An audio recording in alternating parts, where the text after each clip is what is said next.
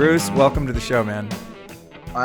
Thank you, Luke. I'm very, very pleased to be here. And I think we have some wonderful, empowering information to talk about today. So that is exciting to me. I do too. Well, I think that's what I like about your work specifically. I mean, it's so vast, but there's something that I'm a huge fan of, and that is that we are not victims of our environment and victims of circumstance, that we actually have some license and influence on our level of satisfaction and health as human beings. And that is super exciting to me. Well, it's great because we've been programmed to be victims throughout our whole life. You know, I mean, when it comes to your health, even as a child, you were programmed, well, if it's a health issue, you don't deal with it. You have to go to a doctor and they deal with it. So you give up control of your life in this program. And that's just one of the many times we lose power when we're programmed to not be powerful. And that's unfortunate. Well, that's one of the things that I really enjoy about this show is turning people on to new ideas about their spiritual lives, about their physical lives, and helping people to be able to actually, I don't know, I don't like using the word control because to me, control sort of has a negative connotation. I'm trying to find a good substitute for that currently.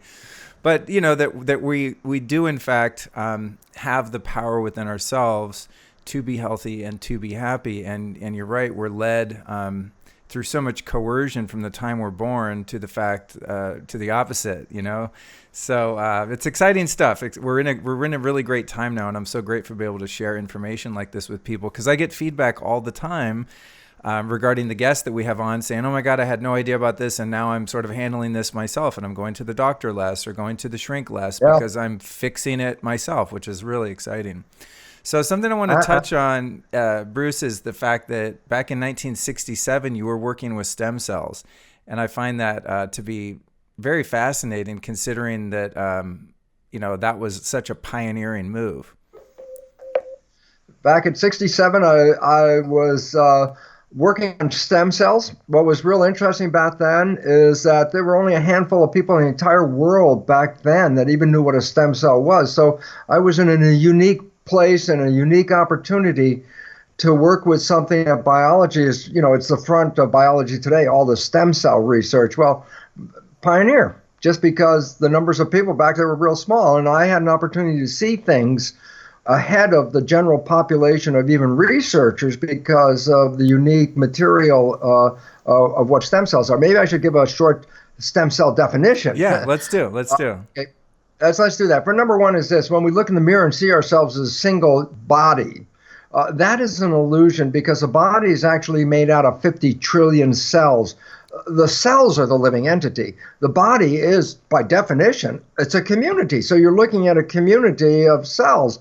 As a matter of fact, if I did a biopsy on a baby just before it's born and said, oh, look, here's an embryonic cell. And then right after the baby is born, do the exact same biopsy, look at the exact same cell and go, oh, no, that's called a stem cell. So I just want people to know stem cell is just another word for embryonic cell. And why do we have them?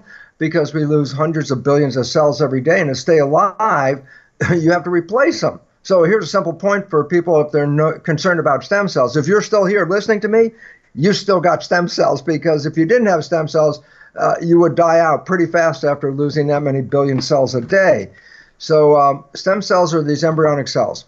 The point about it, what did I learn? And it was so amazing because it was a complete contradiction to what I was teaching, and especially like to medical students, about the nature of genes controlling life. So that's the standard belief of the public right now. It's been that way.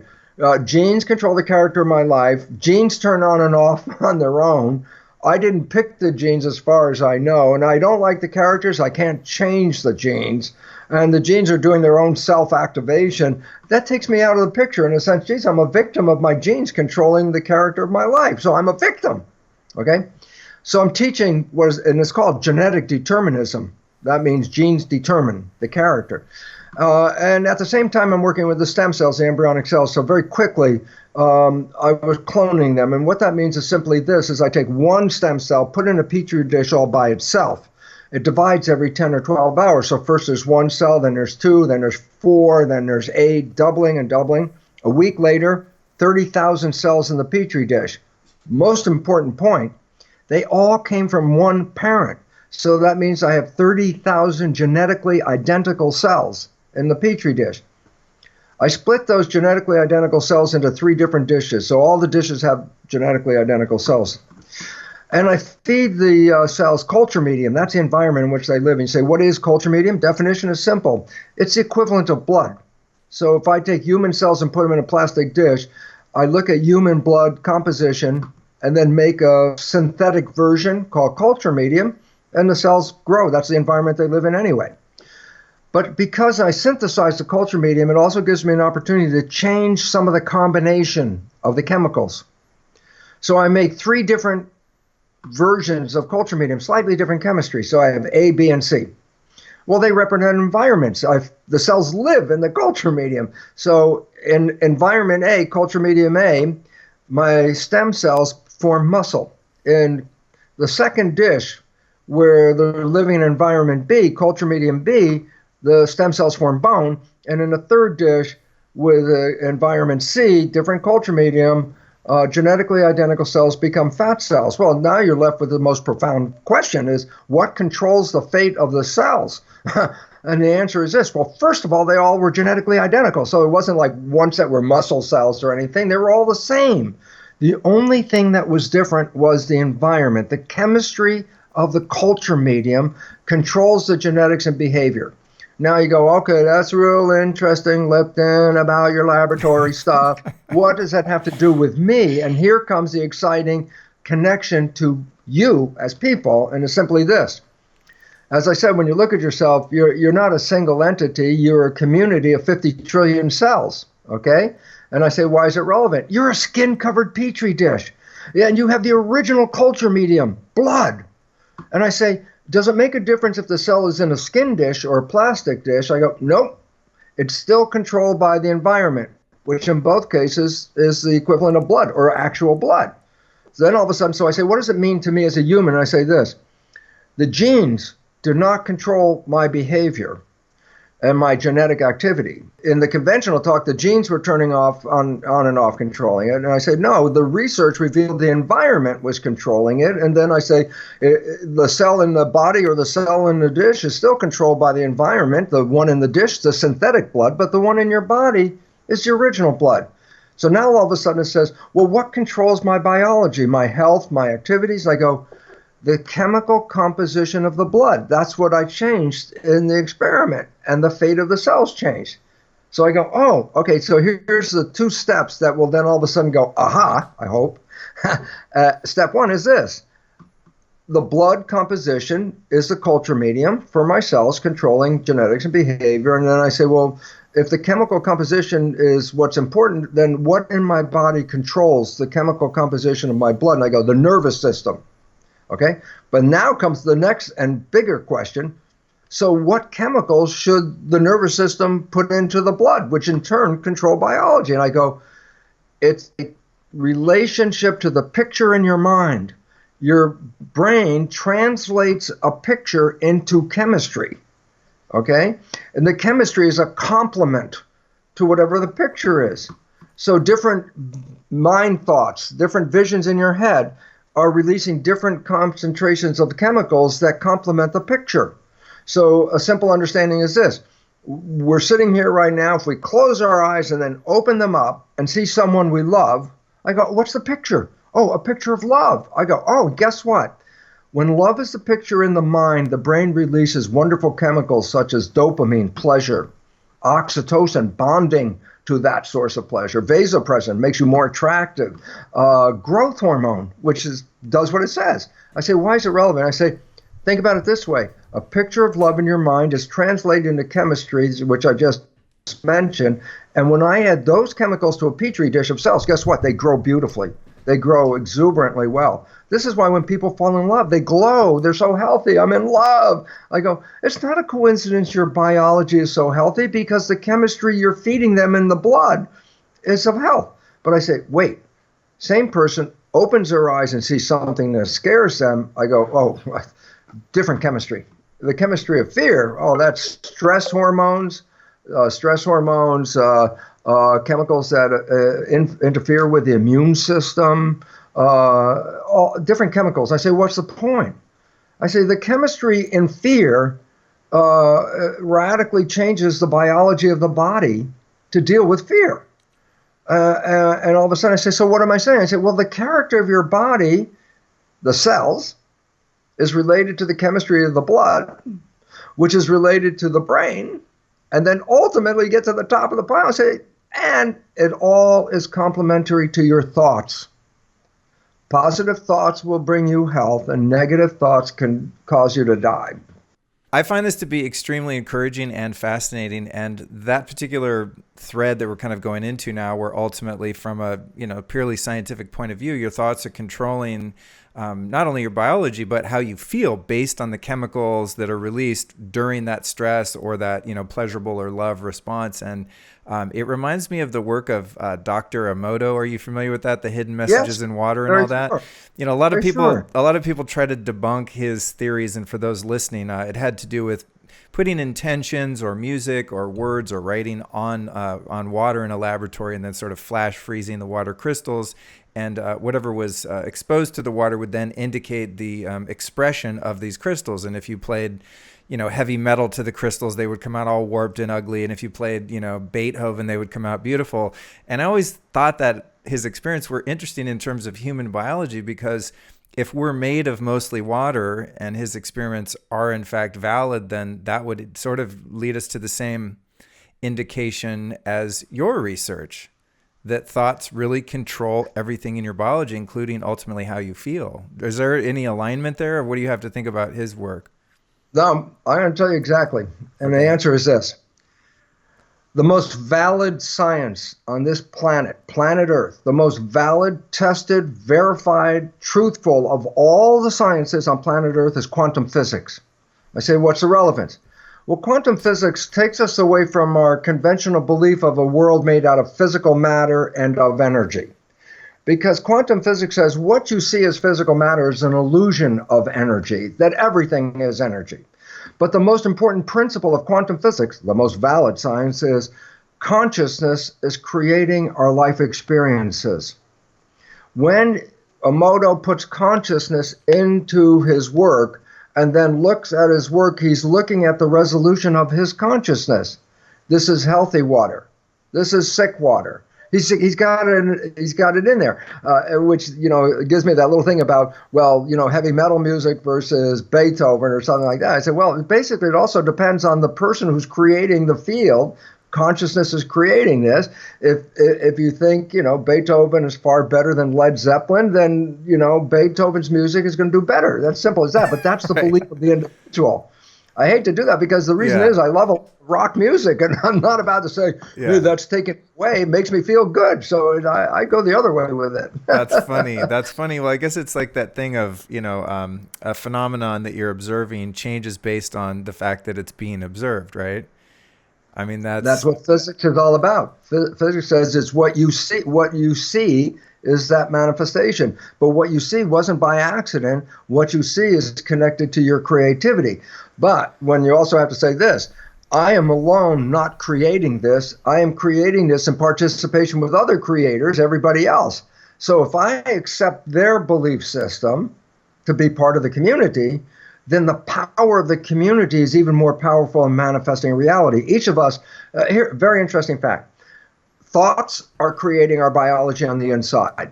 Fact of science. Why? It changes the chemistry of our blood with different thoughts. Okay, fine. Then I go, what's interesting about this is, well, then is my thought just contained in myself so that my thought is only affecting everything below my head? And I go, well, we could see the process of thought when you put wires on a person's head. It's called electroencephalograph, EEG. I'm reading your brain activity. And the reason why you can read it is that the electrical activity of the brain is like connected to the skin, like a wire, and so the skin carries the electrical energy, and you can read it. There's a newer device called not electroencephalograph, magnetoencephalograph. It reads the magnetic field of thought. I say, what's the most important point? And this is like, if you get it, it's blow away.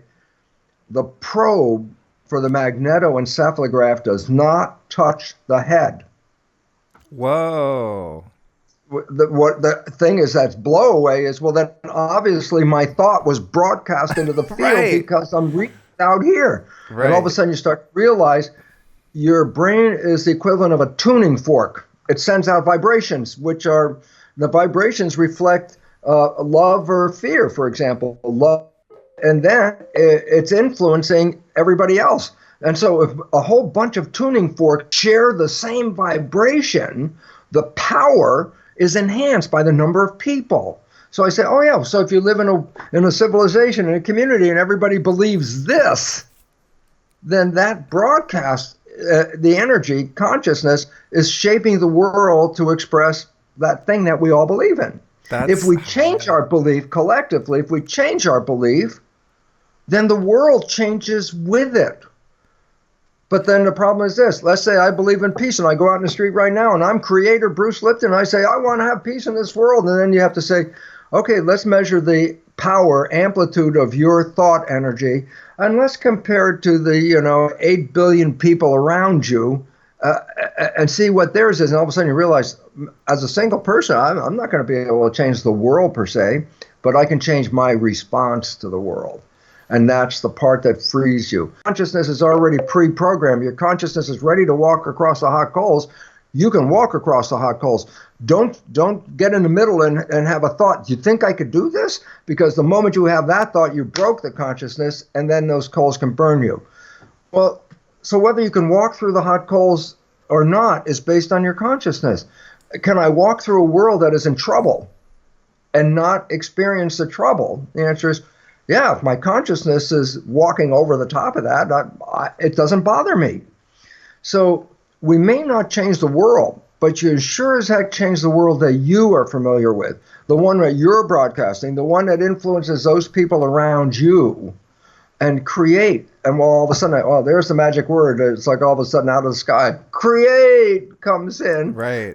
Because we are creating our life experiences. And if we own that, then we have to say, well, if I'm creating my life experiences, how come it doesn't match what my creation wishes are?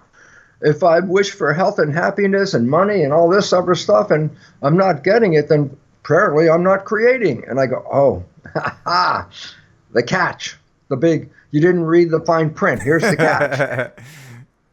The catch is the mind is controlling our experience. But then we say the mind, it sounds like there's one thing. And I say, no, that's where the problem comes from. There are two minds. Each mind has a different function. And really importantly, each mind learns in a different way. And I say, so what are the two minds? So I say, the conscious mind, the latest evolution of the nervous system, the conscious mind is connected to our personal identity, our source, our spirit. We are individuals in the conscious mind. And I say, what a character of conscious mind? Creative. That's why humans can manifest the creations we have, because imagination, creation led to all the technology in the world in which we live, okay? Because we are creative, conscious mind. But there's the subconscious mind. I go, what's that one? And I say, well, that's just the habit mind. It's a program mind. You put a program in it, and then for the rest of your life, you have that program until you rewrite it. And a lot of people say, oh, that's the evil mind. I go, okay, let's clear that off. Here, the mind is like a CD recorder. Point. Is the CD recorder good or evil? I go, it's not the recorder, it's the program you put into the recorder. So is the subconscious mind good or evil? No, that's the machine. I'll give you the good part. When did you learn how to walk? Before you were 2? Are you still walking? Did you have to relearn how to walk? I'm 75. Thank God I don't have to spend my time learning how to walk. Why? Because before I was 2, I put a program in there and it's still playing the same program. Yeah. So the issue is, I don't want to change that program. It works really pretty well. But programs we get, it's about 70% of the downloaded programs in the subconscious mind are disempowering, negative, self-sabotaging programs. And so I say, where'd you get them from? I say, point, simple. Go to the Apple store, you buy a brand new iPod, music player, okay? And I say, brand new, spend a lot of money, take it out of the box, push, a 7-year-old kid comes up and I'm fuming about it not playing the music, and the 7-year-old kid looks at me and says, did you download any music? I go, what are you talking about? Well, if you don't download any music, you can't play any music. I go, brain, record device. I can't program until I put some programs in. And the first 7 years, the nervous system is designed to create programs. I say, how does it do it? It's in hypnosis. All it does is observe the behaviors of the parents, the siblings, and the community. And in that process of hypnosis, no learning required, but it's not in conscious mind, it's just going straight in subconscious program, just like the CD recorder, just going straight into the program. I said, and so what are the programs? I said, well, other people's behaviors. Mom, dad, family. And I say, this is important. I say, why should I have these programs? And they answer, profound. You want to be a functional member of a family and a functional member of a community? How many rules do you think you have to download to be there? I said, if you gave an infant a book and said, study these, 50 pages, 1,000 pages, I don't care, of behavior, it's like a kid could never learn that. So nature says, forget the book. We're going to put you on hypnosis record. You're going to record behavior by observing how everybody else behaves. And then now you have that program. You can use it. So you play back. It's downloaded. Now I can play it back. And this is how we got downloaded with programs at the beginning to get off the ground. So the first 7 years, your brain is not in consciousness. Your brain is in what is called theta vibration. Theta is characterized as imagination. This is why kids under 7 can mix the real world, imaginary world, and experience life. Like they'll have a tea party and the teapot has nothing in it, and they pour it into a cup and there's nothing in it. And then they drink the nothing and talk about how wonderful the tea was. Theta. But theta is also hypnosis. So this is how we download the operating system to get us off the ground and to be functional members. At around age 7, the conscious creative mind comes in. Well, that's the mind with wishes and desires. That's the one that all of a sudden we have a compass we can set. I'm going toward this. I'm going toward what? Whatever I wish and desire. We are operating off of the program mind, not the creative mind. We use the creative mind to seek wishes and desires 5% of the time. 95% of the behavior that's coming out of us is coming out from subconscious. Now, sidebar, subconscious is defined as below conscious. So the behavior when you're playing subconscious, you don't see it. It's below conscious. I say, yeah, but where did the behavior come from? I say, it's not even your behavior. You got it from parents, family, community. And 70% of those downloads were disempowering in the first place. And then you go, yeah.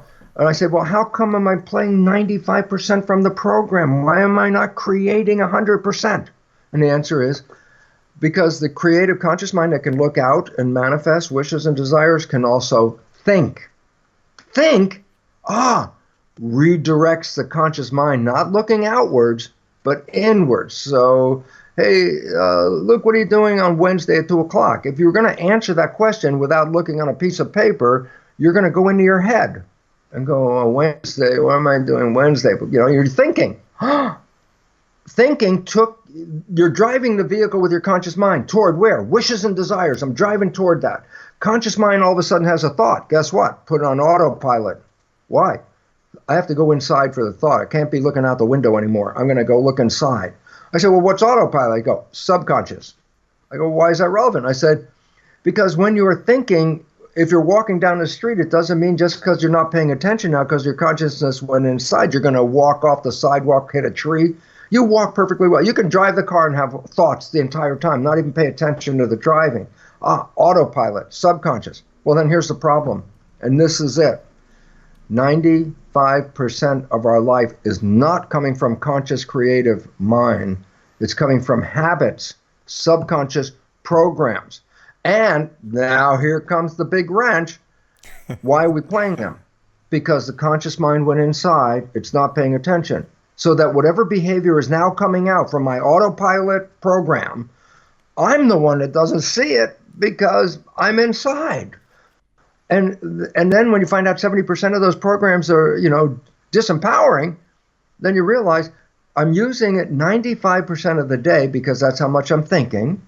And 70% of that is self-sabotage, and I can't see it. And that's where the whole problem of the world comes down to. I got wishes, I got desires, I can't seem to manifest them. Matter of fact, it's all going to hell. I don't understand why. And then it's like, well, it must be God's not with me, nature's not with me, it's not in my cards to be successful, because now I'm a victim. I have wishes and desires. Something is clashing with them. It's not me. I still have wishes and desires. I go, it's your own subconscious that was playing 95% of the day using programs you didn't observe that were sabotaging you because you downloaded the program from people with bad programs. Now you have bad programs, okay? And so the whole important conclusion of this is very simple. The conclusion is this. You have a friend, you know your friend's behavior very well, and you know your friend's parent. And someday you notice that your friend has the same behavior as their parent. So you got to acknowledge this, you have to say, hey, Bill, you're just like your dad. And I say, then you back away from Bill. Bill's going to go ballistic. He's going to say, how can you compare me to my dad? I'm nothing like my dad. And everyone laughs because they have some experience. I go, well, this is the most profound story. Everybody else can see that Bill behaves like his dad. It's only Bill who can't see it. And then profound part of the story, too. We are all Bill. Yes, Luke. Yes, Bruce. Yes, all of us. Every day, 95% of the day, we are playing invisible programs, most of which are not really supporting us. We don't even know we're playing a damn program, but all we see is the result. The result is this is not the life I wanted to create. And now I'm a victim of, apparently must be forces outside because I always had the positive wish and it's not me. I go, yeah, but your positive wish 5% of the day. Your negative programs 95% of the day. Damn. The math is simple. Damn. Math is simple. It's not going to work. Well, this begs the question, it's like the obvious glaring neon sign in the room now. How the hell, Bruce, do we change or get rid of those subconscious programs that we picked up when we were brainwashable in theta as a kid, and even traumatic experiences that many of us have experienced that shaped the rest of our lives and perhaps even influenced our character in such a way that now we're perpetuating negative experiences on others' lives that are in those formative years or adults? What are some of the kind of staples that you've discovered that people can use with this kind of knowledge to clean out the gutters and start anew? Yeah, the power of this is that you are living somebody else's program, and it's not working. And you got programmed. I said, when did this programming actually start? I said, actually, in the last trimester of pregnancy, when the baby is born. And you put on that piece of music, the baby will instantly know that music. Or the father talks to the baby through the abdominal wall, and the baby is born. The father opens his mouth. The baby will know exactly which one the father is from the voice.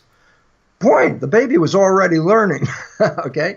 And it goes up through age 7. So here's the big issue about all this, is that much of the programming occurred before we were even aware. What program did you get when you were 0? Well, I don't know. Well, what program did you get when you were 2? I don't know. And I say, okay, so the first thing you have to do is this. If you are programmed, which you are, you have to identify where the program is. So I'm going to help everybody by saving a lot of time. And the answer is this, that 95% of our life is coming from the subconscious program. So in a sense, our life is a printout of the program. So I say, you want to assess the program? I say, look at your life. Here's the simple division. The things that you like, that come easily into your life, the only reason they come into your life is you have a program to accept them. But the one that you want to deal with is anything you struggle over, anything you work hard for, anything you sweat over, you're putting a lot of effort into making something happen. You struggle. I said, why are you struggling? And the answer is, beautiful part, inevitably, whatever that destination is that you were seeking and not getting, your programs do not support that conclusion. And that's why your conscious mind's trying to override a negative program, and it's only working 5%, so it's got a real hard time to do that. Okay? Important mentioning point is the movie The Matrix is a good story for us for this reason. It's not science fiction, it's a documentary. Every one of us has been programmed. And it's interesting because I want to emphasize the nature of most everybody out there listening right now has taken what is called the red pill. In the movie, Everybody got programmed. If you take a blue pill, when did we take that red pill that took us out of the program? What was the consequence? Because all of us at some level after teenagers have touched it. I say, the day you fall in love with somebody is the day you've taken a red pill. I say, why is that relevant? Because I say, your life could suck every day, blah, blah, blah, blah, blah, blah. Then you meet somebody, and 24 hours later, you're reveling in, oh my God, heaven on earth, I'm so in love. Everything is great. The food's great, music, even the job is better. I'm in love. I go, your life sucked every day, and then 24 hours later, you're living heaven on earth? Is that an accident or quiz? I go, no, because we now know what the significance is. It is the first time in your life that you stay what is called mindful, meaning you stop thinking.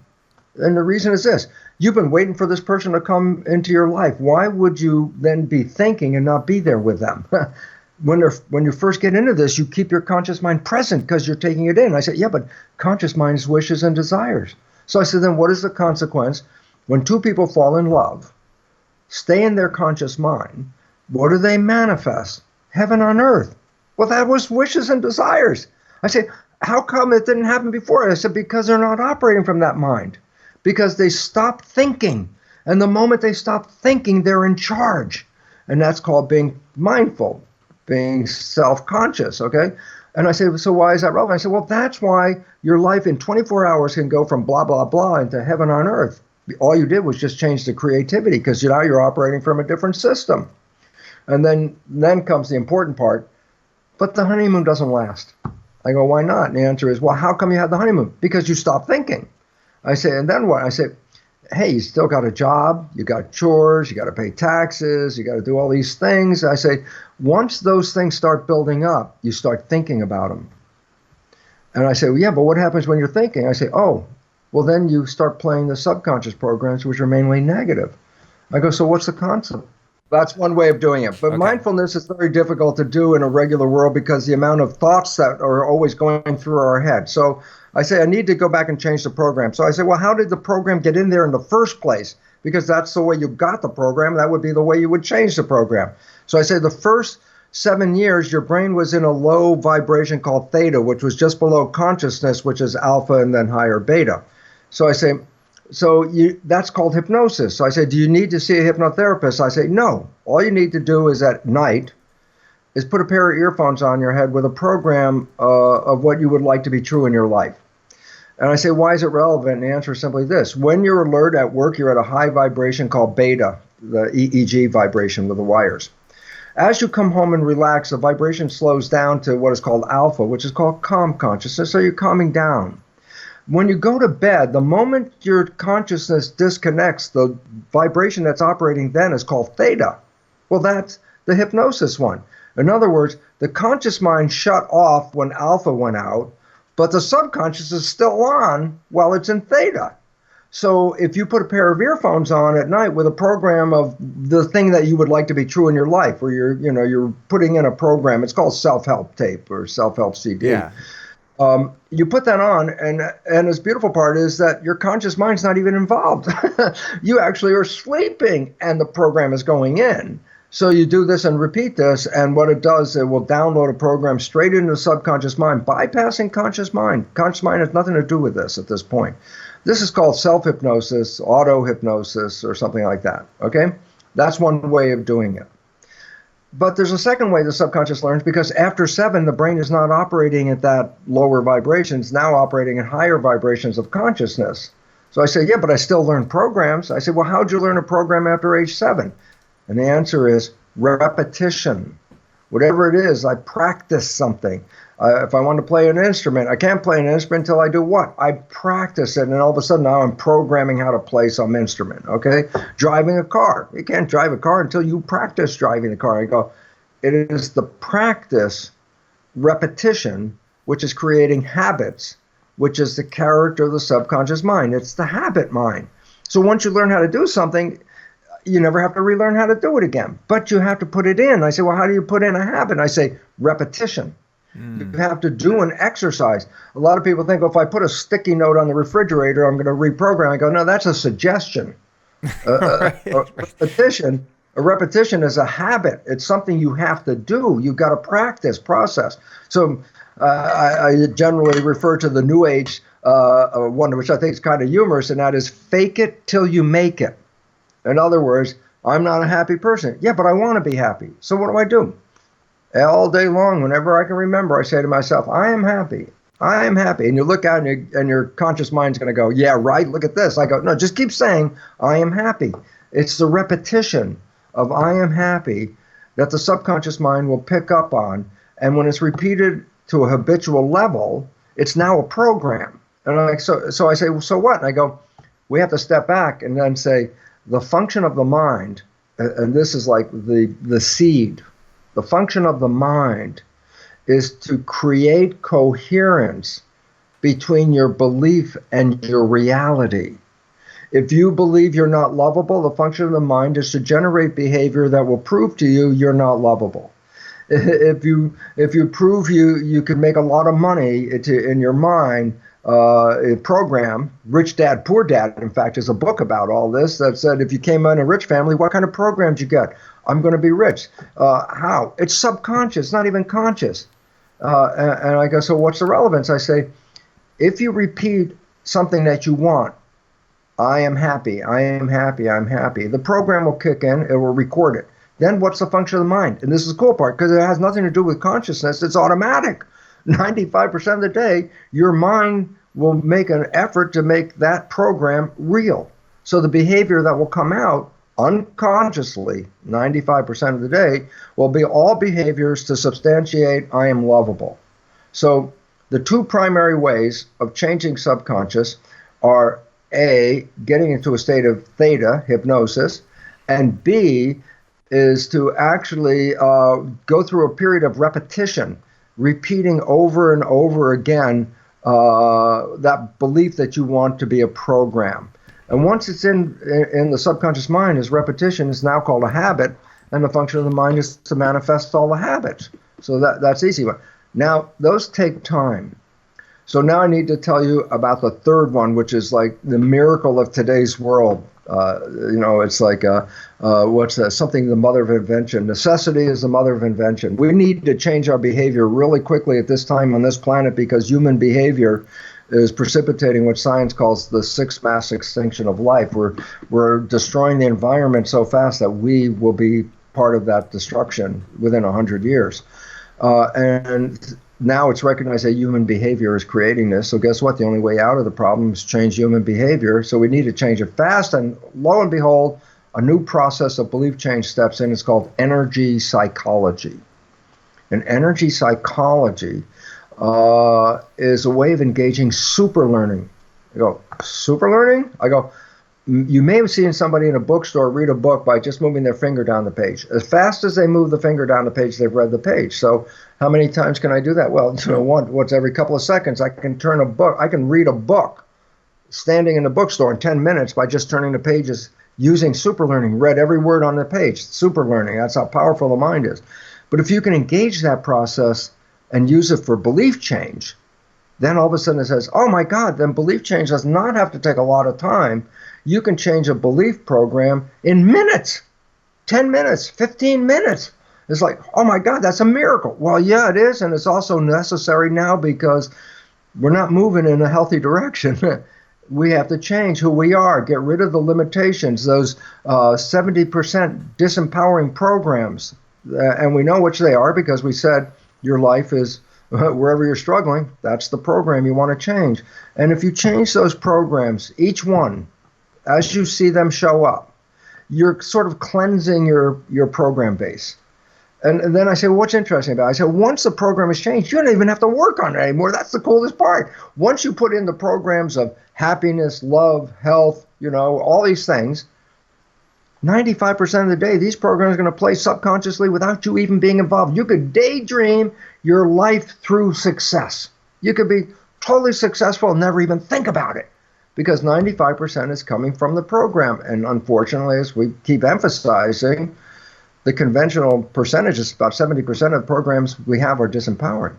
And if we would change those, that would mean every moment of your day, you would be going toward wishes and desires. You will manifest what you're looking for. health, happiness, relationships, whatever it is. If you don't have a program to support it, then life is a struggle every day because the program is going to cancel it because the behavior is going to match the program. You just explained the vast majority of my life up until a few years ago. It's like the Groundhog Day of negative experiences and repeating those patterns and things like that. Yeah, it's a horrific way to live when you don't have knowledge like this, and you're just you really are in that victim state. It's just horrible. So I love these solutions. Well, the thing is, I'm talking about this from 2 points of view. The scientist guy, Bruce, who put all this stuff together with the nature of the stem cells and how it works and all that kind of stuff. And then if I go back and I say, yeah, Bruce was really successful at science, but he really sucked at relationships. I couldn't get a relationship off the ground. And then basically, well, the point was simple. My parents encouraged science and education and schooling and all that.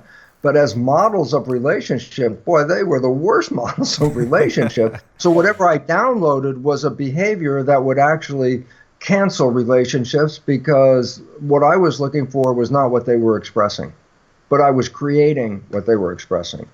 And the whole point about it is, yes, once I started to get onto this understanding, the first thing is this: you don't need any doctors. I haven't had a really formal doctor since 1992 when I left the university because they paid for it. Once they sent me a bill to pay for my own health care, it was sort of like, really? That much? No doctor. And it's neat because what was my consciousness? You can't afford to get sick. You don't have insurance. Guess what? So I didn't get sick.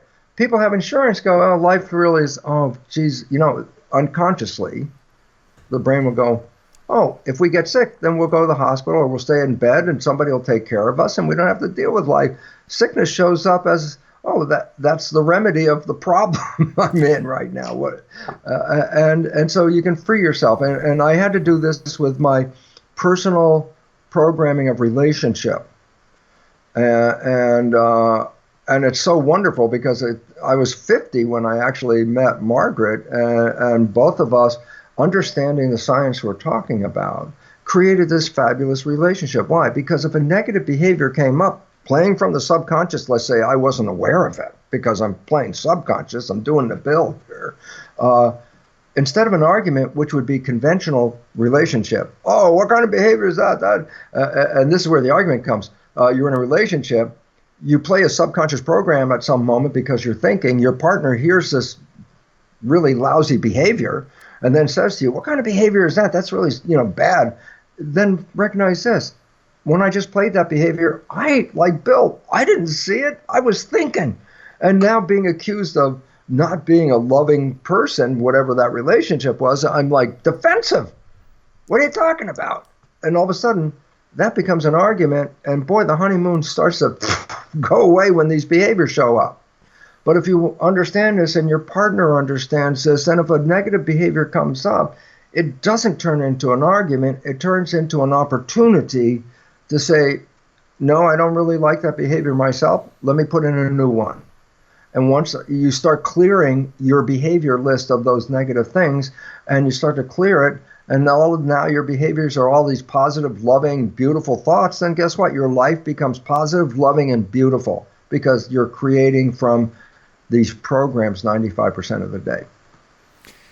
That's so true. I've seen in my own experience and observing people and interviewing so many people and getting feedback from so many listeners that people are becoming, myself included, more aware of these triggers, and you can have a real-time experience as you're describing in relationships, say, where, partner does something that offends you or friend or family or whatever. And then, through meditation and mindfulness and these things of having some awareness of the thought or feeling preceding my reaction or defensiveness or offensiveness, to stop and observe that. And if something slips through, to then sit down and go, okay, let's take a look at this.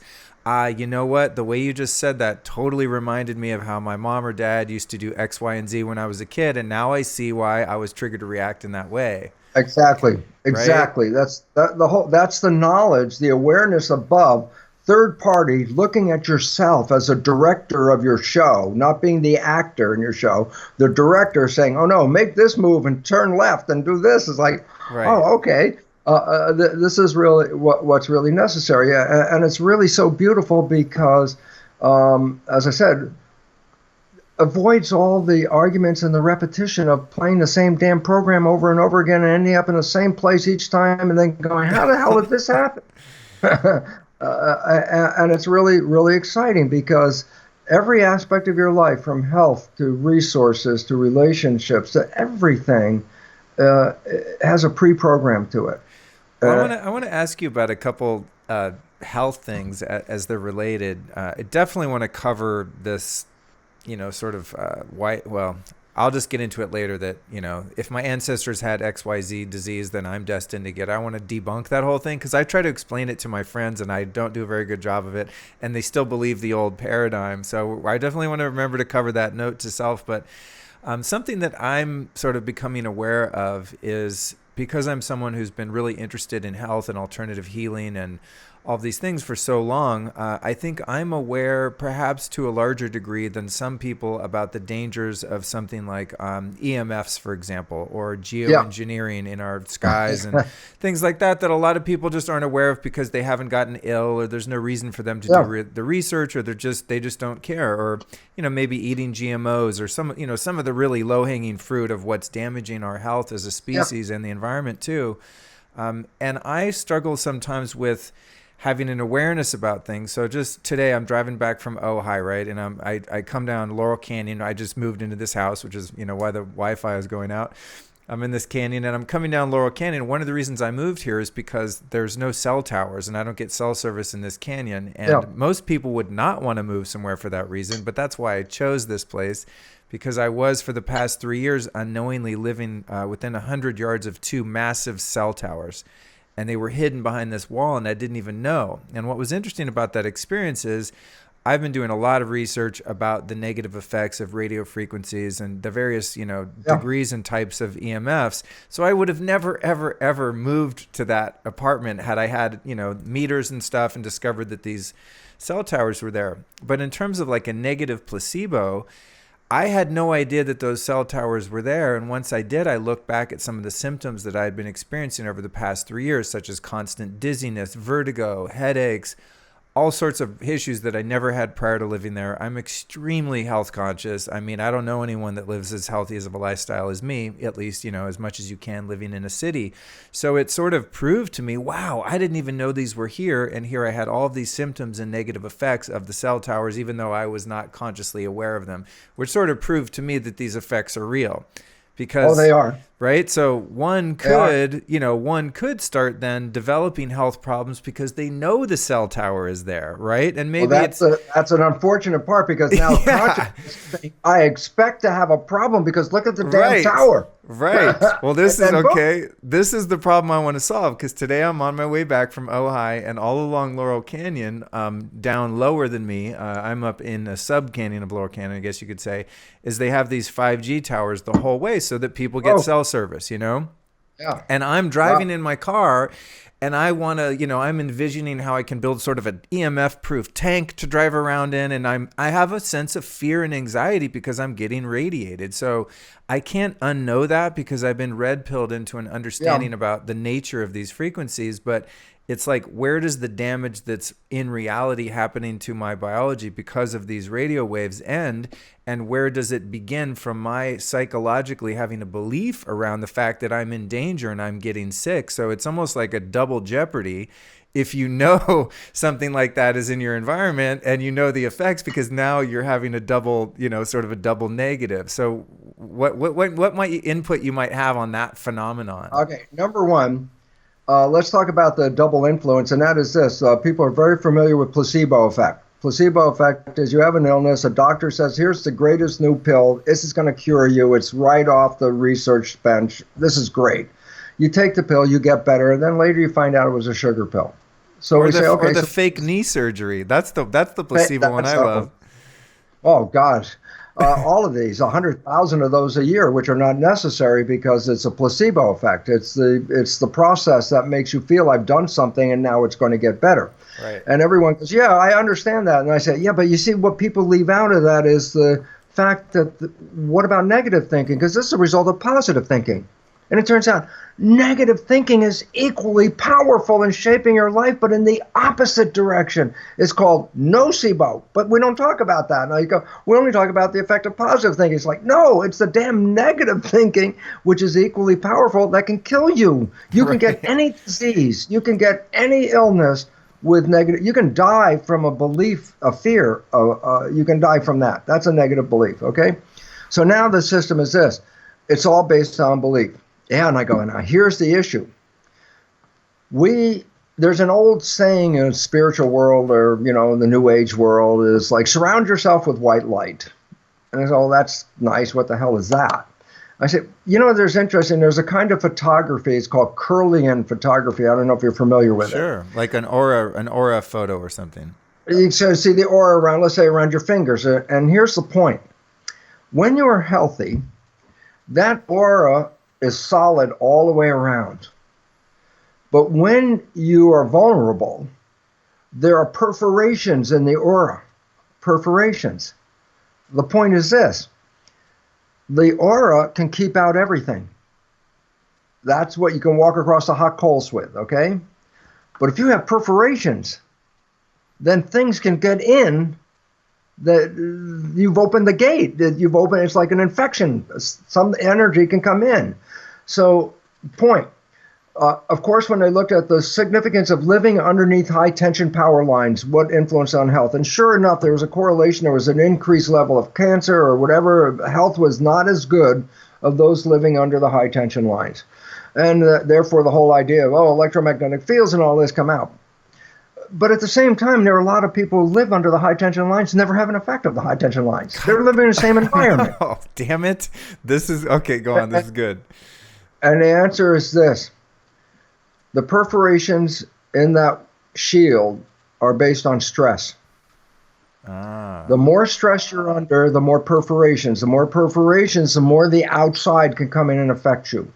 If the shield is strong, you can walk through, like a doctor walks through all the wards with all the sick people, doesn't go home at night with all the illnesses that he's there. Why? He's a doctor. He has to. He's got the knowledge of, I'm safe from this. I am the doctor. I'm not the patient. I'm not a patient. I go, okay, that's a great belief system because it allows him to deal with sick people without taking it on. But as the average person, you, me, we're out here in the world. And I say, yeah, but what's coming in? I say, well, whatever pores you have, you're open to whatever that is. But if your thoughts are solid and your consciousness is up, then nothing can affect you. And the idea is this, then our health is a status of almost just looking at a measurement of your consciousness level. When you're low in consciousness, that means the outside is greatly influential, okay? As your consciousness level increases, the influence of the outside is less. So there's a point, none of us are there, walk on the water. Yeah, but that can happen, but we're not consciously ready to do that yet. But the issue is, who are the people that are getting sick? And I say those are the people whose consciousness level is low and have opened themselves to the outside world.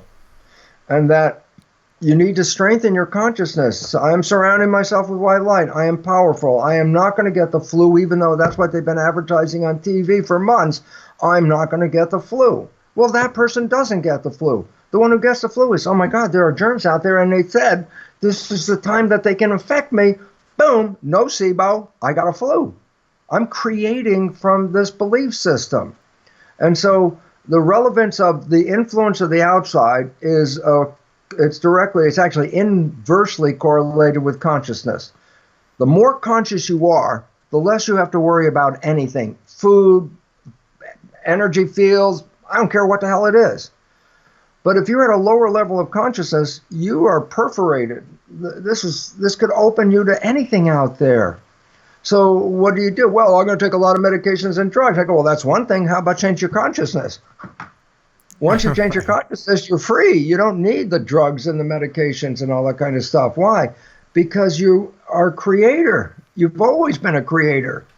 But if you create from weakness, then you can only manifest weakness. And we have been, this programming stuff is not new. I mean, it's 400 years that the Jesuits have said, give me a child until it's 7 and I will show you the man. For 400 years, the people in knowledge, the know people, have already known that whatever program you get in the first 7 years is going to shape the rest of your life, because 95% of your life is going to come from that program. So by shaping your childhood, they have controlled your life. And that's where the Matrix story comes in. Holy crap, that's insane.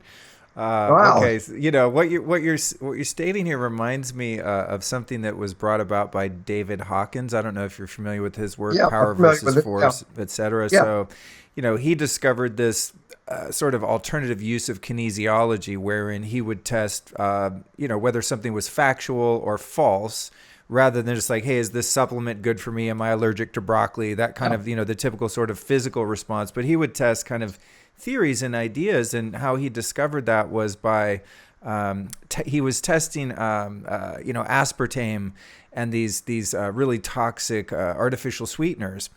And then he was testing some of his students or followers or whatever it was. I forget the specifics. But then he had a group of people that were doing A Course in Miracles, and they didn't go weak to any of the other stimuli. It was artificial light. It was like fluorescent lighting and aspartame, fake sweetener. And the people that were raising their consciousness doing A Course in Miracles at that particular time didn't go weak to that stimuli, that negative stimuli, while the regular people did. I mean, that explains kind of the same phenomenon that you're talking about, right? Exactly. It's exactly what it is. First thing you have to own, and that's where the physics comes right back in. Number one, right in your face. Consciousness is creating a life experience. That's hard for people, because when you live in the world the way we've lived, and the programs we've received, and the behaviors we've experienced, that sounds alien. But the fact is, if you understand the meaning and apply it, then it's like, no, it's not alien. When I wasn't thinking in the right way, I wasn't living in the right way. And this is the wake-up call. This is why we're waking up. This is the evolution that we have to face right now. And the evolution is, you are creating this. Stop being the victim, because the victim is a thought. It's a mentation. And if that's your mentation, then you will manifest victim.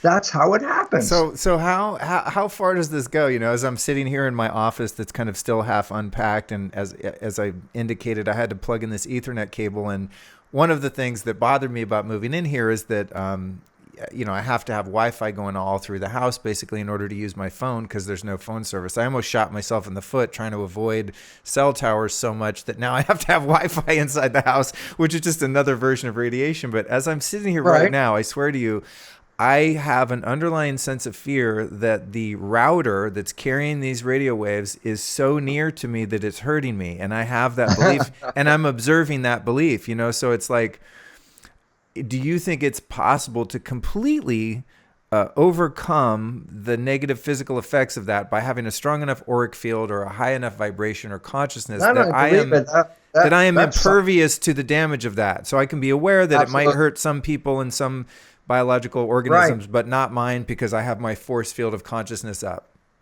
Yes, it's exactly what it's all about. The idea is you are creating. That's not even, you can't challenge that. That's quantum physics. That already says that. Now, the idea of what are you going to create? Well, as you sat there and you're creating the fact that I'm going to be impacted by this, is then I have to be impacted by it. Otherwise, my belief is stupid. But your belief is not going to be true. Yeah, I'm impacted by this, and look what happened to me. Okay, see, I told you. And I go, yeah, but the other person sitting next to you doesn't have that belief system. They're in the same exact field as you, and they have no consequence of it. I go, why? Because it's really what their consciousness is, okay? So the moment you put fear in, you perforated the thing to let in whatever that fear was, because you acknowledge that thing can affect me. Well, if it has to affect you, it has to get in. I said, well, how's it get in? You opened up the pore into that shield. And so, sitting there in that seat with that psychology, you're going to get sick if you keep that up. And the point about it is, no, you got to really start to say, am I powerful? Is the damn router powerful? Right. And you're powerful than anything. You're the creator of the whole thing. Well, it's funny, I do get that. And I've overcome, with the help of grace and a lot of helpful, kind people, but I've overcome, horrific alcoholism and addictions and all sorts of negative behavior and thought patterns and horrible relationships and everything that a human can kind of screw up in their life. I feel like I've done, and I've overcome so much of it using what you're talking about, of just raising my consciousness and repetition and reprogramming myself and all of that. And I feel like I've largely been able to do that. But if you look at, what I was saying earlier about I was living by those other cell towers for 3 years and I didn't know it, and I was still really sick. And then, it wasn't a nocebo. It was actually having an effect on me, even though I've been someone who's building my aura or raising my vibration, my consciousness for a long time. But look, you were probably also back there recognizing you were frail and vulnerable at some level, that I'm a vulnerable person. And you didn't have to find out which one it was. You can pick the one. Oh, you found the one. It's the microwave. But you were already acknowledged. That's why you were working so hard to not be vulnerable. Right. And the idea is, so I say, this is what the whole issue is. Well, I'm going to work hard to not be vulnerable. I go, well, this is great. But what's the first thought? The first thought is I am vulnerable. The second thought is I'm going to work hard not to be vulnerable. I go, the second thought is not relevant in this one. It's the first thought. The first one is I'm vulnerable. Working to not be vulnerable doesn't keep you from being vulnerable. That's just an ongoing process. You need to put the program, I'm invulnerable. I am powerful. I am strong. I am doing this. Why? Because that's when you build up this energy around you that will keep you in that form, where you're actually, enough energy is being broadcast that you're creating in front of you whatever that thing you were thinking about. And seeing it, the more you put that energy in, the more manifestation you're going to get. Well, the problem with manifestation is the difference between manifesting health or manifesting disease. I go, hey, they're both thought, and the amount of thought is going to create it. It's which one you're looking at. So if you sit there with the first premise is, holy crap, the router's going to kill me, it's like, well, that's not a good start from that point on. So it's really... it's interesting because here's just powerful. And I have a video of it from the cameraman who filmed it for Discovery TV. They were down south with those fundamentalists that worked themselves up into religious ecstasy, and they started speaking in tongues, and they played with snakes. Right. Snake animals. Okay? Well, that's cool. They get bitten by the snakes, and they don't really have any adverse effects. The one that's interesting is, which is on the video, they drink strychnine poison in toxic doses under the belief of God protects me with so assurance. It's not like 99% belief. It's like they are so committed that God is protecting them that they drink strychnine poison and don't have a harmful effect. And it's like, how the hell can that happen? The answer is it's not in their consciousness that it can affect them. Wow. It's zero. And it's like, and the video, the guys tested the solution. Sure enough, it was strychnine poison and toxic dose. And it's like, I don't want to be one of those because they're kind of crazy people anyway. But the reality is simply this. What affects you is what you perceive to affect you. What affects you is not just your own perception, it's your community as well, because each one of us is broadcasting a belief system. And if you're in the middle of a community where everyone around you in your community is, my God, strychnine poison is going to kill you, I wouldn't drink the strychnine poison. But in their community, everyone around them is, God will protect you. So there was no voice in their energy in that room that says, oh my God, you're going to kill yourself, because everybody was in total belief. No, it's not going to happen. And it doesn't happen.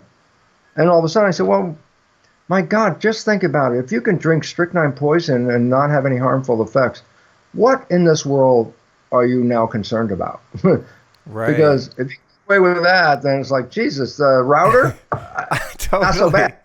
That's hilarious. Oh man. See, this is like, Bruce, this is good news and it's bad news, because so much of my lifestyle and the things that I do on a day-to-day basis are around, for lack of a better term, kind of protecting myself, right?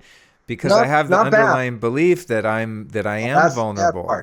So say I went out to dinner a couple nights ago and I accidentally ordered the gluten pizza. I meant to order the gluten-free and I just forgot to mention it. And they brought this delicious, just, the heroin of pizza sitting in front of me, just that gooey cheese opiates and all the good stuff. And I thought, you know what? I'm going to be fine. I'm going to eat this and I'm just going to think positive and it's going to be okay. And I ate it and it was delicious. I enjoyed every bite. I mean, it was ecstatic, this pizza, because it's so rare that I get, the real flour. And sure enough, following that, even though I really did my best to change my belief, I don't want to get too graphic on the show, but there was evidence of that I had eaten something that didn't agree with me based on what came out Right. later, which is a Now typical the difference. reaction to eating gluten for me. Yeah, but here's what the problem was. You made that decision. It's going to be okay with your conscious mind. Okay. You didn't make that decision with your subconscious mind.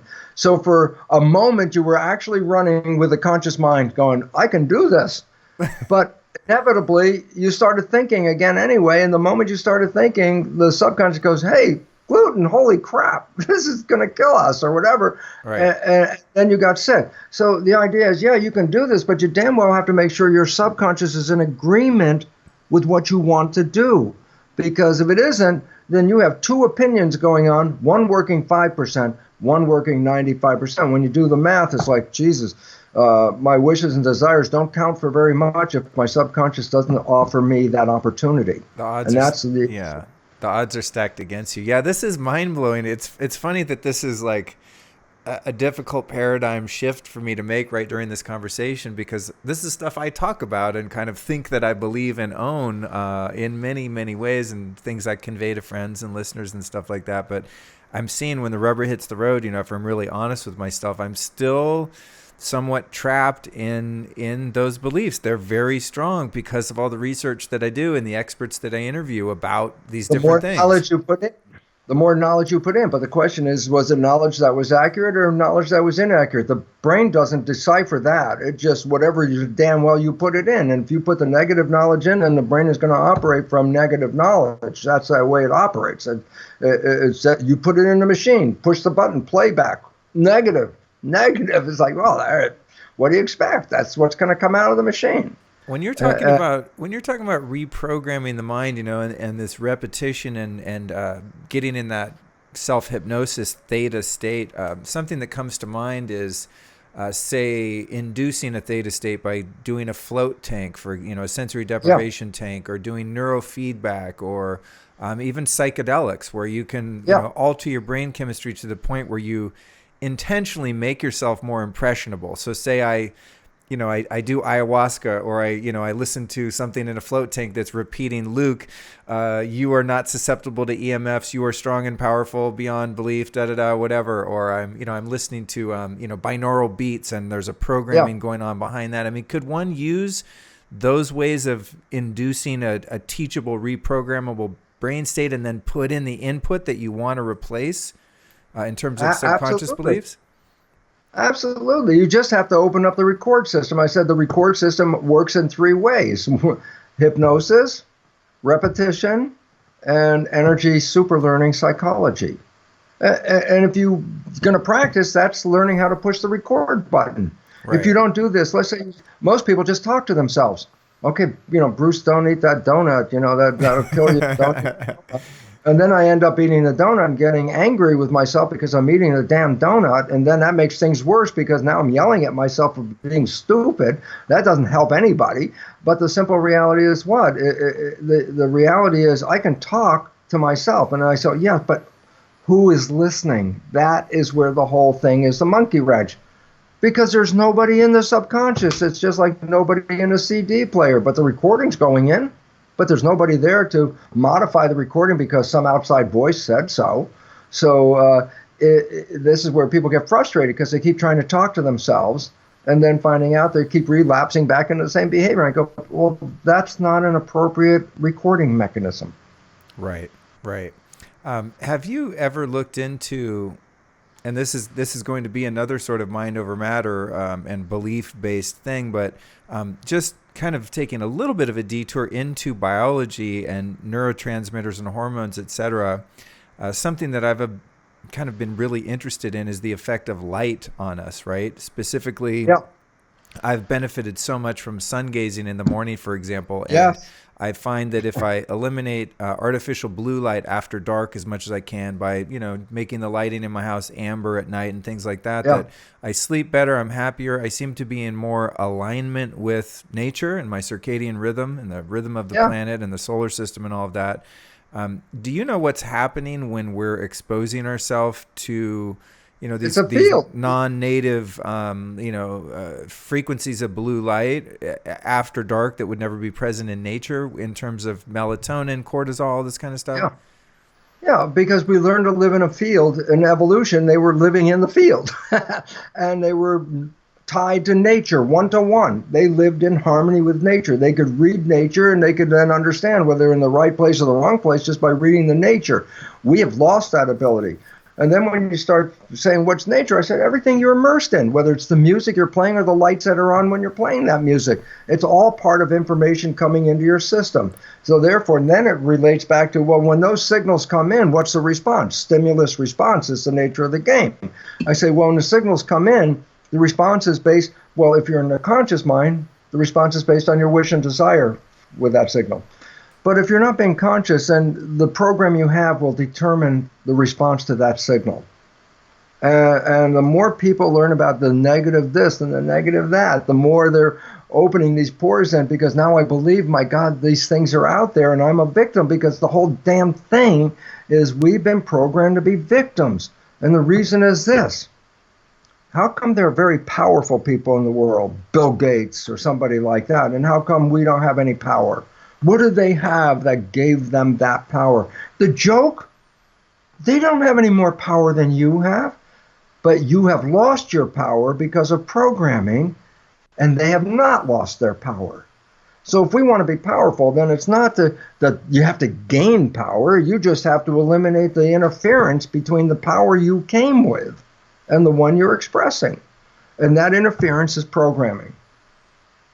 Bottom line, simple as that. So along with EMFs or eating gluten or anything like that, one's belief that, oh my God, if I'm exposing myself to this non-native blue light after dark, I'm screwing with my whole circadian rhythm, circadian biology, and then I'm going to get sick, is then just going to manifest what you don't want. It's sort of, they say like worrying is praying for what you don't want.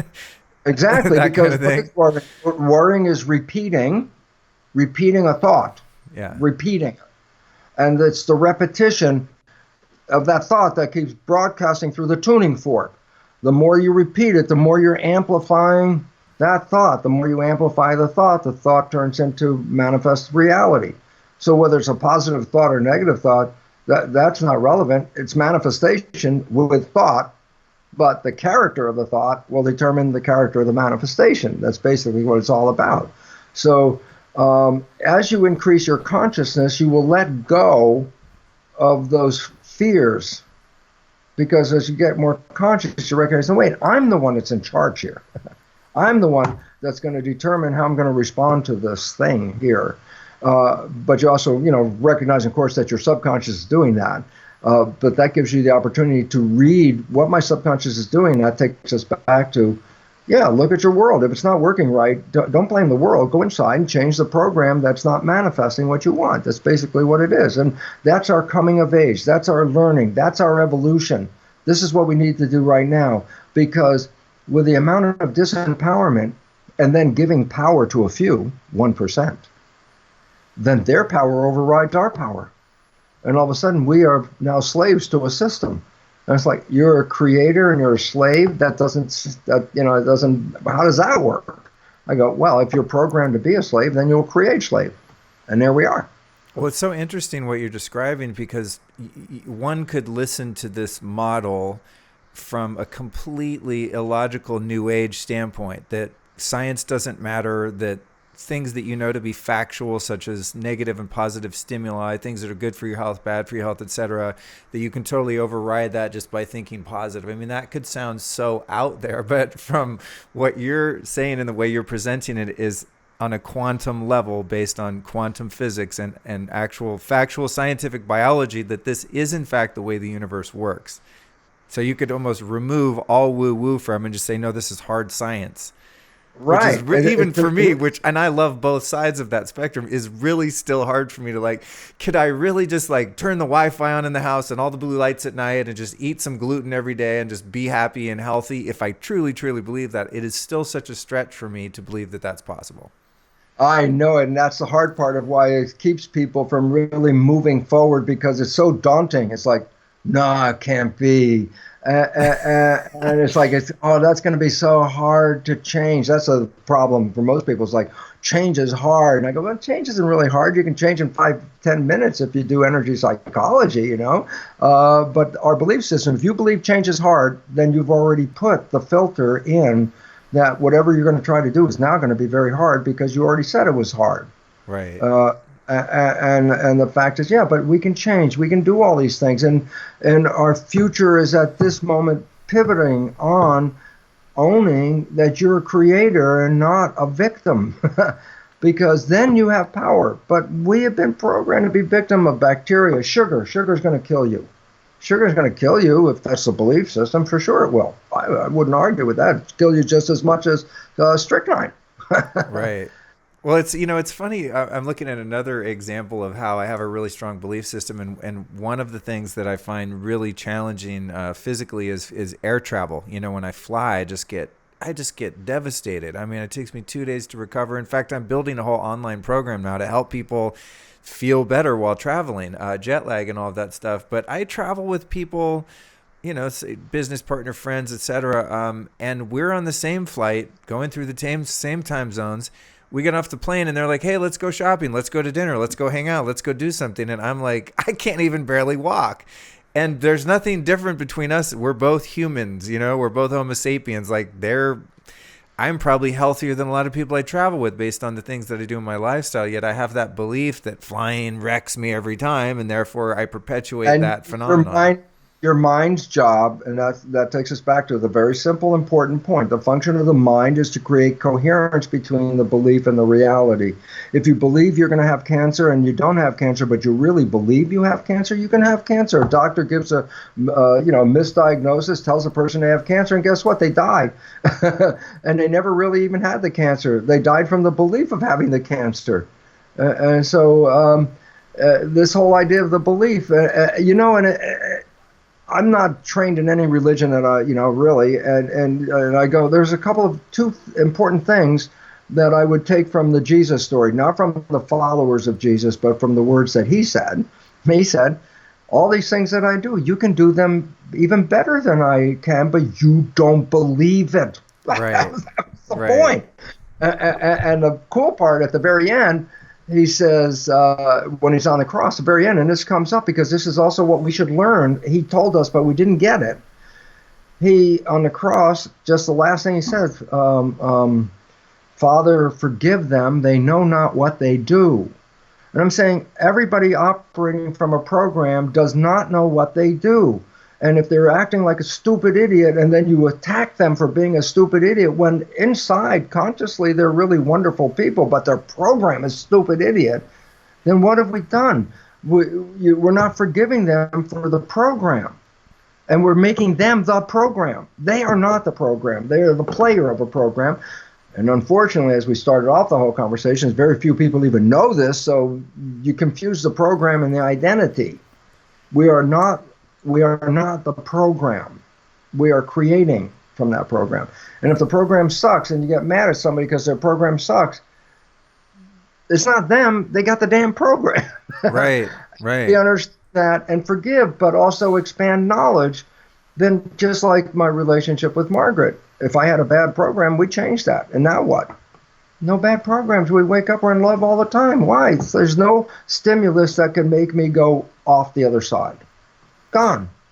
It's interesting. It's interesting, Bruce, with the programs. I'm thinking of someone who is, say politically leans really strong one way or the other, or just has kind of a worldview that's deeply entrenched in their psyche, and they have this egoic attachment and identification with a particular perspective. I think politics is maybe the easiest one because that's one just people, or religion, you could say too. But politics, especially in the past couple of years, people are really, really freaked out about politics, especially in this country. And, I see these like people that are just dug in, man, and they're immovable. But from what I'm observing as someone who's been sort of getting my information from other sources than the mainstream media for quite some time, all sorts of different sources, I see the programming that's gone on in people. But if you try to approach someone and say, hey, you may not be aware of this, but you've been programmed by media, it's like an attack. There's this cognitive dissonance where they're so attached to the programmers, the powers that be, and the programming, that it's a direct threat to their very existence to even question the fact that they have been programmed. Right. So, I mean, is there any hope for one that can't even get past the point that they have been programming, let alone undo that programming once it's been discovered? Yeah.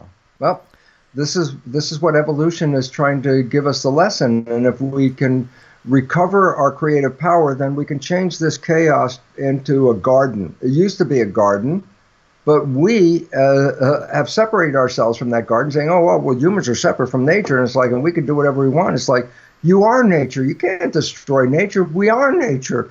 You destroy nature, we destroy ourselves. And so this is a consciousness thing, because somewhere along the line, the programming happened, like in monotheism. Oh, there was nothing, and then God made a planet and put the water and all that, and the plants and the animals, and then added humans. Like, we weren't part of this thing. We were just added on top. And it's like, no, we came from the bottom up. We didn't come from the top down. And so if you destroy the bottom, you've destroyed who we are. And yet, especially the rapture people, they're the ones that always blow my mind, because they're the ones that say, well, once we finish destroying the planet, God will take us and rapture us and take us to a new planet. And I'm thinking, what kind of parent? What kind of parent rewards you for destroying everything by giving you more? Right. You didn't get it. Yeah, you didn't learn this one, did you? It's kind of a similar thing with the transhumanism movement. It's like, wow, why should we leave this world for a better one or become robotic when we haven't even sorted out how to just be human and love one another? It's such a bizarre prospect. There's one thing I wanted to cover with you, and this is kind of going back to some of the origins of your book, Biology of Belief, and going into genetic expression and epigenetics and all of this. And I want to just summarize in a simple way for people why it is your perspective, and has been widely supported, I think, at this point, that just because your ancestors happen to have cancer, Alzheimer's, alcoholism, etc., that does not have to be your fate. Because many people that I know still believe that. I mean, friends of mine will say things like, oh, I got to watch this or that because, I'm in line for the next round of cancer in my family, gene programming. Programming. Why is that not true? It's a belief system that was incorrect, but science is our truth provider in today's world. It's not the church. You got a question? You don't go to the guy in the black frock. You go to the guy in the white lab coat to get the answer. So all of a sudden, our truths come from this place. And if they're altered, if their truth is not truthful, and yet you bought it, it becomes your truth. And the truth of the idea that cancer is in any way genetic that's completely false. There is no gene that causes cancer. There are environments that will manifest the cancer, but that's because you're not living in harmony. The cancer is a symptom. People think, oh, that's the problem. I go, no. The cancer is saying you're not living in harmony, and your 50 trillion cell community is like the United States right now with bad leadership, split the population up, breaking the system down, threatening the whole damn thing. I go, that's because the leadership was off. And if the leadership in your mind is in harmony, then 50 trillion cells are living in total love and health and harmony. But if you put roadblocks in there from the government, the mind, then the population is going to stumble on all of these things. And this is why this wake-up call is so important right now. You are not a victim of genes. There is no gene that causes cancer. That's a fundamental truth right there. What is the, that's the new story. What is how could you encapsulate the old story of the Newtonian physics kind of world, backed by big pharma, and that seemingly immovable thing that's having people remove their breasts because their grandmother had breast cancer and this kind of thing? Like, what's the old story that people are still believing, if you could explain that? The old story is simply the fact that when genes were discovered and genes were recognized to be associated with the characteristics of the biological organism, and that there were good genes and there were bad genes all of a sudden, and that genes controlled you without you controlling them, and that the character of your life is a reflection of the genes. And if you have a character running in your family, running in the family was always associated with how did it go from parent to child. Well, genes are transplanted, but they never understood that the behavior as well. Only recently have we come into the behavioral component, but that's epigenetics. Okay? So what was the program of genes? The genes are your character of your life. You inherit them, you inherit the character. And all of a sudden then it says, oh my God, if this is running in my family, which then we immediately say caused by genes, and I'm a member of the family, then I am now susceptible to everything that happened in my family. And it turns out that's the science of genetics. That failed. The new science is called epigenetics. Epi means above. So when I say genetic control, old science, cancer is under genetic control, that means under the control by genes. But now we don't know. Cancer is under epigenetic control. This sounds the same. I go, no, it's the revolution. Epi means above. Genetic control, controlled by genes. Epigenetic control, control above the genes. And all of a sudden I say, what's that? Environment and perception. And all of a sudden I say, the entire victimization of genetics is canceled with the understanding of epigenetics. I said, well, how many people know about epigenetics? I said, well, they're beginning to hear the word, but they still have no idea of the power of it, because epigenetics means not only the environment, but your perception of the environment is controlling your biology. If I have a perception of cancer, then I'm manifesting that perception. Change my perception. Oh, that's what, spontaneous remission is all about. And although you said that's the old version of genetics has been disproved and is becoming archaic, I mean, is it not true that still the vast majority of Western allopathic medicine is still using that model? Absolutely. Yes, and I'll tell you the reason why. If you're a victim, then you need a rescuer. If you can't do it, I'm a victim, I need somebody else. Well, the moment if I make you a victim, I also put in position a rescuer. And a rescuer is going to charge you for that rescue. Right, okay? Right. So the point about it is this. If I'm a victim of health, I need some master to help me with my health. I give up control. And then you say, but why the pharmaceutical industry has an issue here? And I'll tell you why. The pharmaceutical industry is one of the biggest industries on this planet. Why? People are afraid, and they'll buy the drugs, okay? And then we're talking now for the last hour or so, we're talking about energy and stuff like that. And I said, well, why aren't we using that? Why is that not available right now? And the answer is simply this. You can't put it in a capsule. You can't make a tablet out of it. You can't sell it. I go, oh, well then is the pharmaceutical industry interested in energy healing? And I go, are you kidding me? That's an anathema to them. Why? Because if you can heal with energy, you can deal without chemistry. You don't have to buy a drug. You can heal with consciousness. And all of a sudden, I said, well, how much can you charge for that? I said, can't charge any money for that. That's energy. That's consciousness. And the moment you realize that the whole business model falls out the window because there's no money involved in energy healing, then why would the system that is not there for your health, the system, it's an industry, not the medical doctors, they're the pawns in the industry. Pharmaceutical industry, they're the industry. What's the point? If I free you up with energy healing, I do not need to sell drugs anymore. And it's like, well, that's not in the business plan of the pharmaceutical industry. The only reason they're going to make money is you're going to buy the drug. So I have to take out of your consciousness the idea of energy healing. Because if you really buy into it, then they lose a customer. The same could be said for the health and supplement industry, on the other side of it. I mean, and I'm a huge supporter of the advertisers that pay for the show or that, And I am too. And I'll tell you why. Because I said, what you're lacking in consciousness, you can reinforce with support. That the supplement and health industry and the vitamins are a support system, not pharmaceutical industry. Pharmaceutical industry is a disruptor. Right. 300,000 people a year die from pharmaceutical prescription drugs. And I said, well, how many people die from the heroin and all the morphine, whatever the hell they're doing? It's like, it's less than 20,000 or something like that.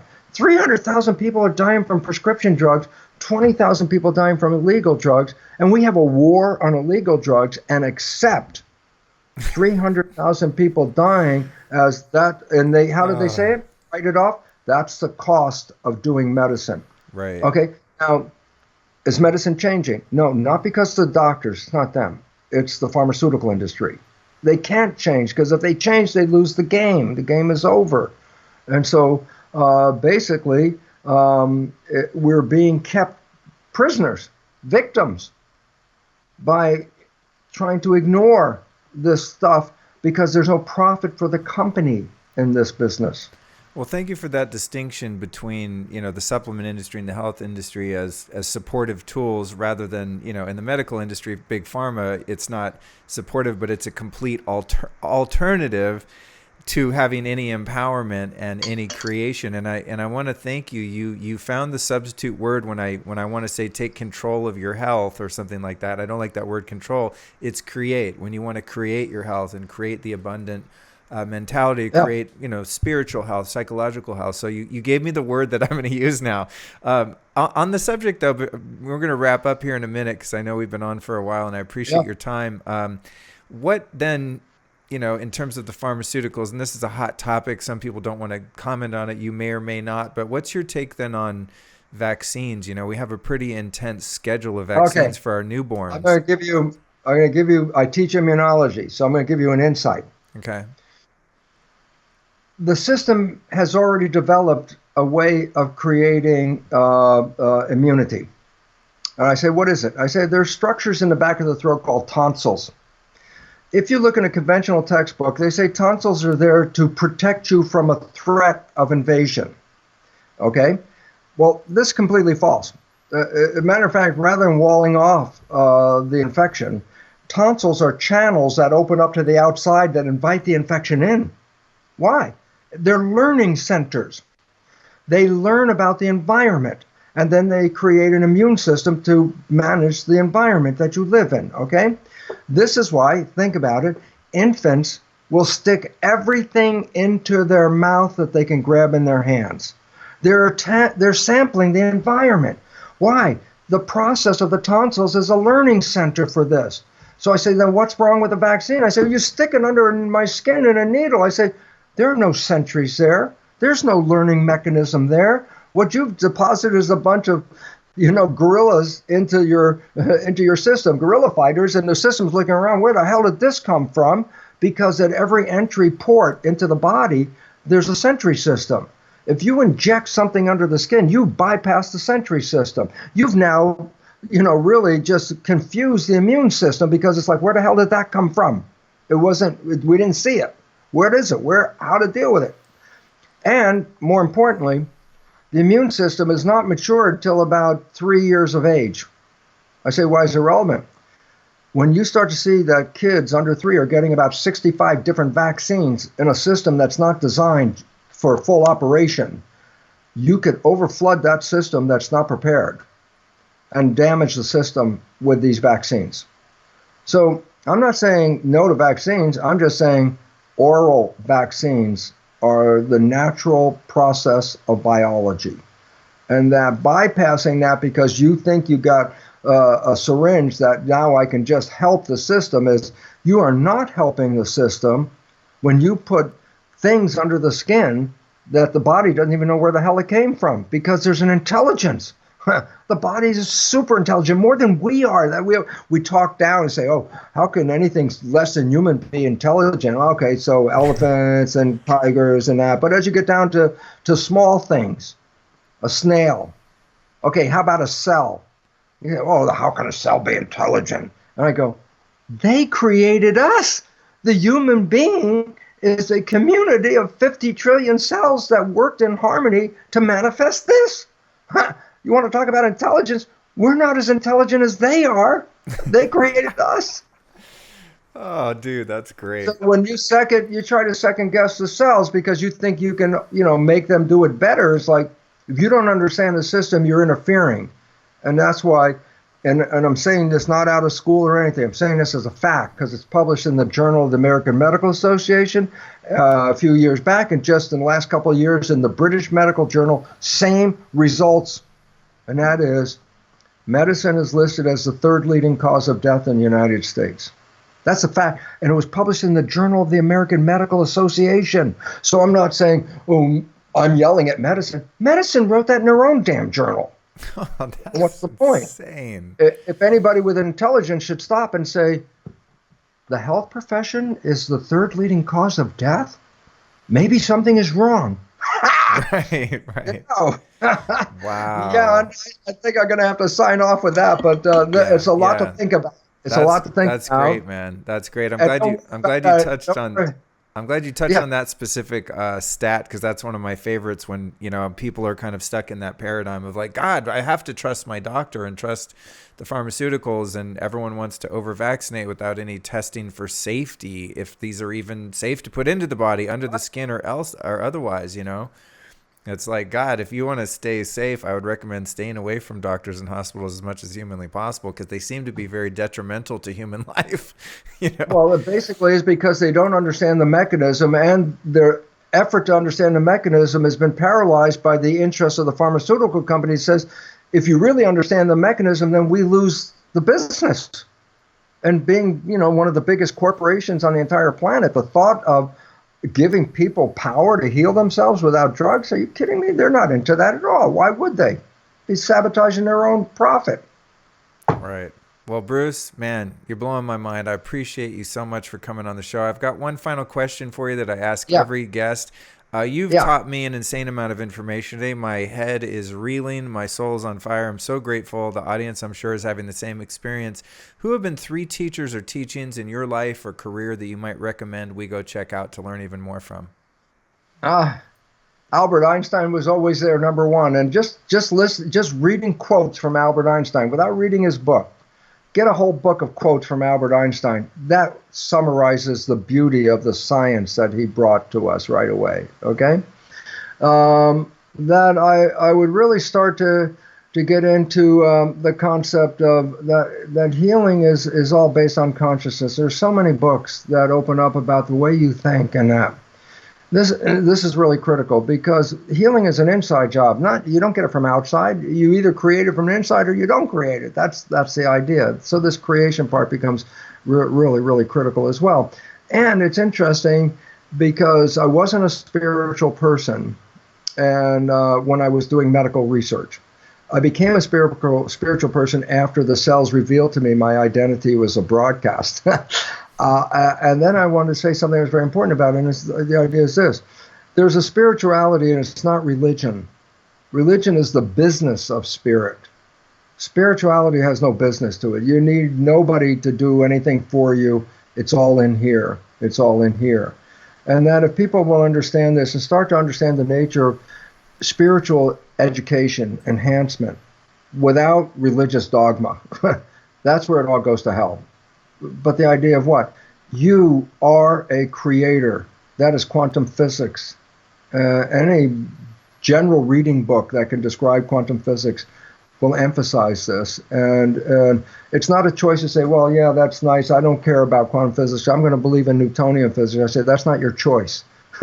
Quantum physics is the science that incorporates Newtonian physics. It's bigger, and it has a much bigger understanding. And that's why we have to get out of the limitation of our developmental programming, expand our minds, because when we expand our minds, we expand knowledge, and knowledge is power, and that's the conclusion. Knowledge is power. We have been systematically disempowered, and now we're in a world situation. If we want to save the world, we as individuals must take that power back now. And so the new science is coming out that way, Luke. It's all working. Awesome, man. Thank you, Bruce. And where can people find you, your website, your workshops? What would you like people Very to know simple. about you? BruceLipton.com. So simple. There's written materials, there's audio downloads, video downloads. All of the kind of stuff is freely available by just everything we talked about. Downloadable, BruceLipton.com. Straightforward. Awesome, man. Thank you so much, Bruce. I can't wait to speak to you again. I have the greatest afternoon with you. So thank you very much, Luke. It's been really good for me as well. And for our audience, I hope. Oh, guaranteed, for sure. Thanks, Bruce.